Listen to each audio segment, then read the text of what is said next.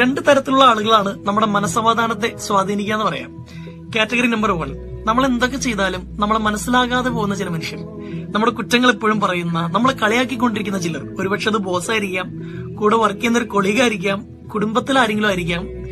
അവരെ കുറിച്ച് നമ്മളിങ്ങനെ ആലോചിച്ച് ഒരുപാട് ഡിസ്റ്റർബ്ഡ് ആവും. അവരെ കാര്യങ്ങൾ പറഞ്ഞ് മനസ്സിലാക്കാൻ ശ്രമിച്ച് നമ്മൾ നിരുപാധികം പരാജയപ്പെടും.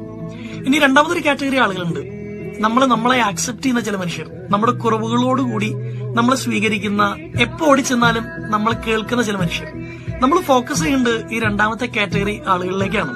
പൗലോ കൊയ്ലോ പറഞ്ഞൊരു വാചകമുണ്ട്, ചില വാതിലുകൾ അടച്ചിടുന്നതാണ് നല്ലത്. അത് അഹങ്കാരം കൊണ്ടല്ല, ദേഷ്യം കൊണ്ടല്ല.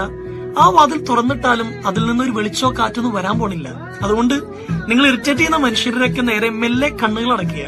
പിന്നെ കണ്ണ് തുറന്നു നോക്കേണ്ടത് നിങ്ങളെ സ്നേഹിക്കുന്ന മനുഷ്യരിലേക്കാണ്. പീസ് ഓഫ് മൈൻഡ് അവിടെ മാത്രമാണ്.